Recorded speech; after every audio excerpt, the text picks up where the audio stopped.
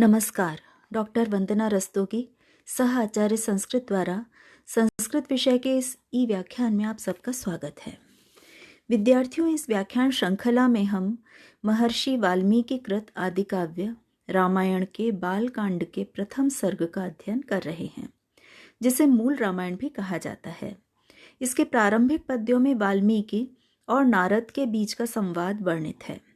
महर्षि वाल्मीकि देवर्षि नारद से प्रश्न पूछ रहे हैं कि इन विशिष्ट गुणों से युक्त इस लोक में कौन व्यक्ति विद्यमान है।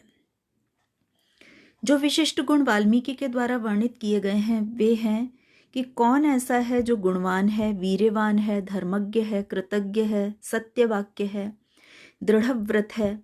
और इसी क्रम में वे आगे अन्य गुणों के विषय में जिज्ञासा अभिव्यक्त कर रहे हैं। चरित्रेण च को युक्तः सर्वभूतेषु को हितः विद्वान् कः समर्थश्च कैश्चैक प्रियदर्शनः। कः चरित्रेण युक्तः, कौन चरित्र से युक्त है, अर्थात चरित्रवान है, सच्चरित्र है, सदाचारी है। सर्वभूतेषु को हितः, कौन समस्त प्राणियों के लिए हितकारी है, समस्त प्राणियों का हितैषी है। विद्वान कह, कौन विद्वान है, कह समर्थश्च, और कौन सामर्थ्यवान है, कश्च ऐक प्रिय दर्शनः, और कौन ऐसा है जो एकमात्र प्रिय दर्शनों वाला है। एक प्रिय दर्शनः का अभिप्राय है जो प्रत्येक परिस्थिति में प्रिय दर्शन, सुदर्शन, सुंदर व्यक्तित्व वाला रहे। यहाँ हम इन पद्यों में देखेंगे कि अन्वय की दृष्टि से बहुत ही सरल रूप में आदि कवि के द्वारा इन श्लोकों की, इन पद्यों की संरचना की गई है। अन्वय में हमें अधिक श्लोक से अधिक परिवर्तन नहीं करना पड़ता।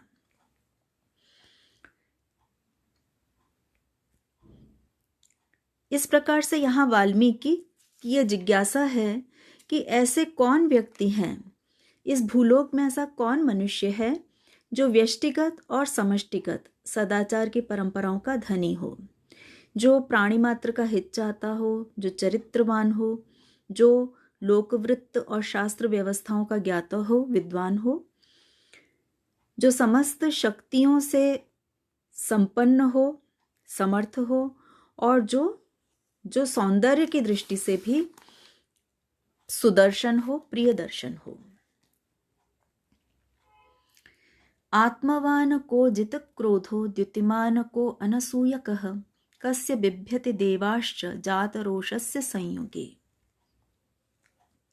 अगले पद्य में भी महर्षि द्वारा नारद से यही जिज्ञासा अभिव्यक्त की जा रही है।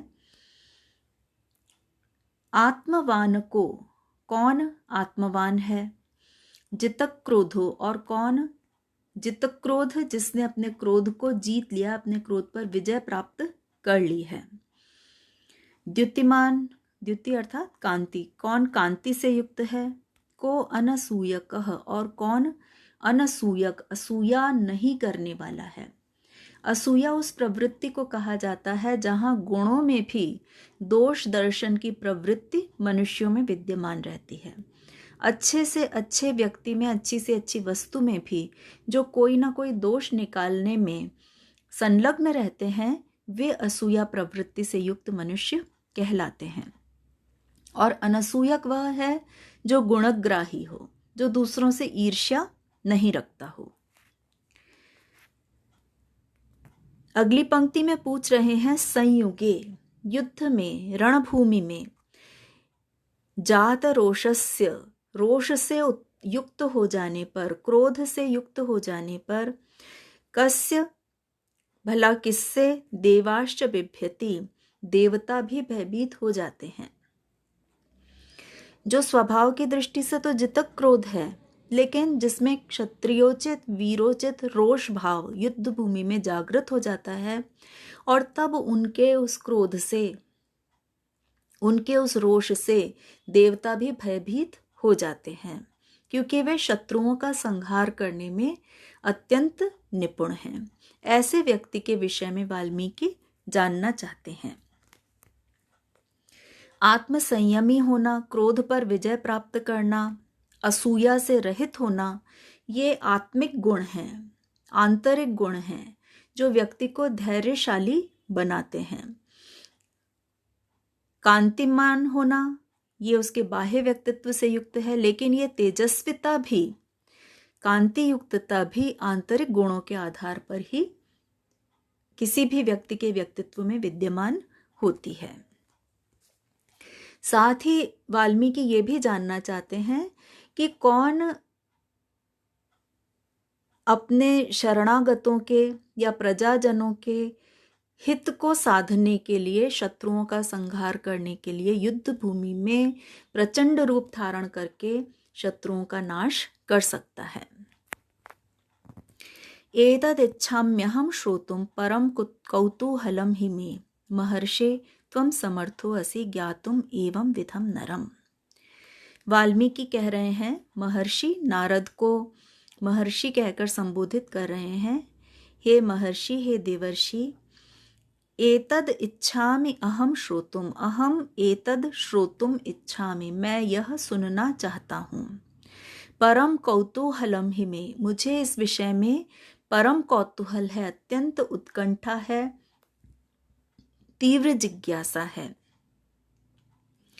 एवं विधम नरम ज्ञातुम, इस प्रकार के मनुष्य के विषय में जानने के लिए त्वम समर्थो असि, आप ही समर्थ हैं। क्योंकि नारद त्रिकालज्ञ हैं, तीनों लोकों तीनों कालों के ज्ञाता हैं, उनसे कोई भी बात छिपी नहीं रह सकती।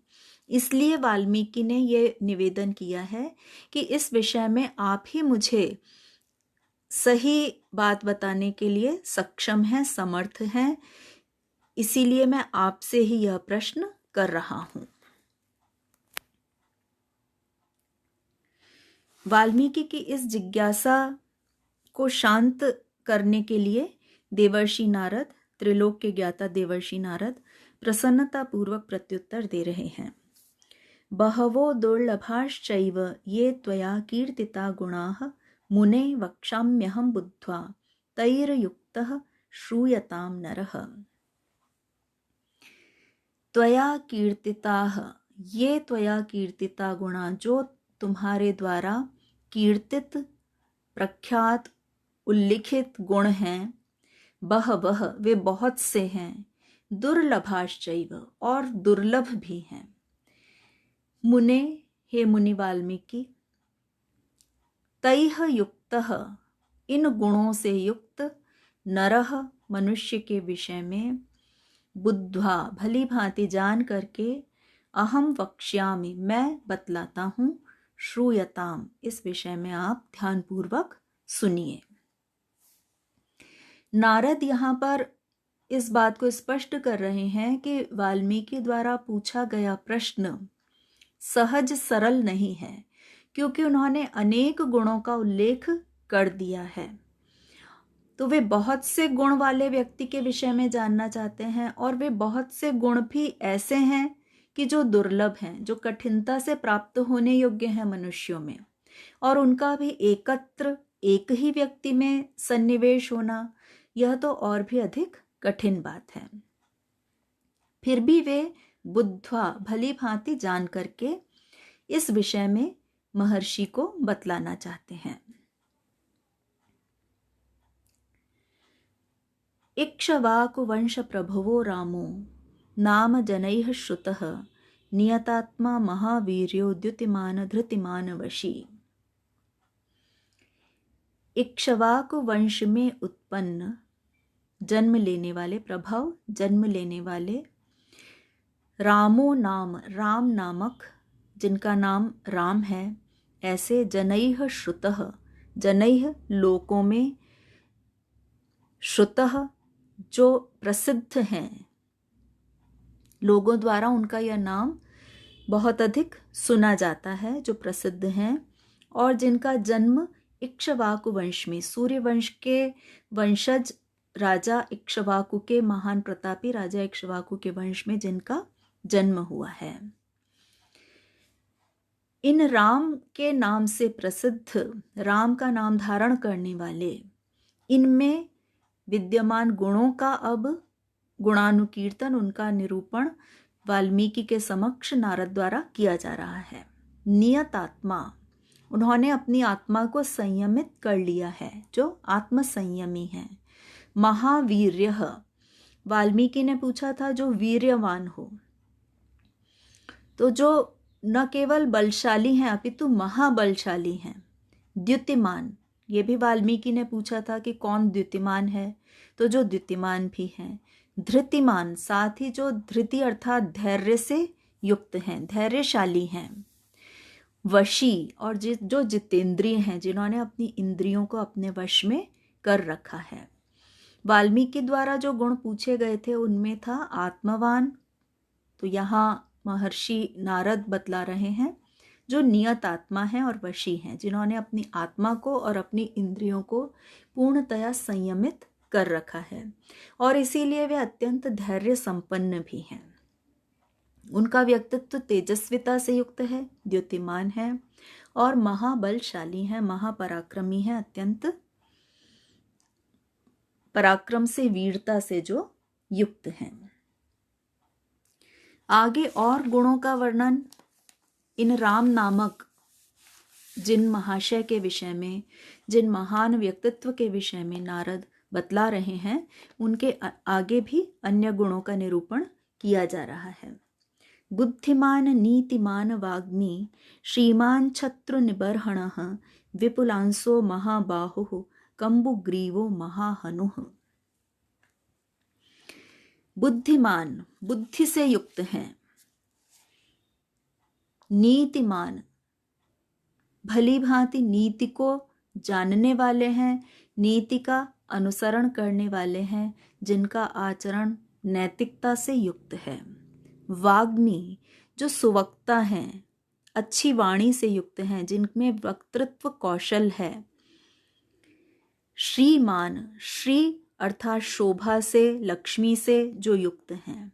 शत्रु निबर्हणः, और जो शत्रुओं का नाश करने में सक्षम हैं, शत्रुओं का विनाश कर सकते हैं। शत्रु निबर्हणः कहकर युद्ध में इन राम के वीरोचित क्षत्रियोचित व्यवहार की महत्ता का निरूपण यहाँ पर वाल्मीकि के समक्ष नारद ने कर दिया है। अगले पंक्ति में, इस श्लोक के आगे के चरणों में, श्लोक के उत्तरार्ध में नारद द्वारा इन राम के शारीरिक सौष्ठव का, उनके सुदर्शन व्यक्तित्व का निरूपण किया जा रहा है। विपुलांसो, अंश कहा जाता है स्कंध को, कंधे को। विशाल कंधों वाले, महाबाहु, विशाल भुजाओं वाले। कंबुग्रीवो, कंबु शंख को कहते हैं, शंख के समान ग्रीवा वाले। महाहनुः, हनु ठोड़ी या मुख के जबड़े को कहा जाता है, तो प्रशस्त जबड़े वाले। उनकी मुखाकृति भी बहुत सुंदर है, महाहनु है। उनकी ग्रीवा भी शुभ लक्षणों से युक्त है, कंबु ग्रीव हैं वे। उनकी भुजाओं की विशालता और स्कंधों की विशालता उनकी बलिष्ठता की द्योतक है। ऐसे बुद्धिमान, नीतिमान, सुवक्ता, श्रीमान और शत्रुओं का विनाश करने वाले, शारीरिक सौष्ठव से संपन्न श्री राम के विषय में नारद वाल्मीकि को बता रहे हैं। वाल्मीकि ने जिन गुणों के विषय में जानना चाहता है, ये सभी गुण नारद के अनुसार इक्ष्वाकुवंशी सूर्यवंशी श्री राम में एक ही स्थान पर विद्यमान हैं। यद्यपि ये गुण दुर्लभ हैं, तथापि नारद ये बतला रहे हैं कि इनका एकत्र विद्यमानता, इनकी एकत्र विद्यमानता श्री राम में इस समय हमें उपलब्ध हो जाती है। आज के व्याख्यान में इतना ही विद्यार्थियों, धन्यवाद।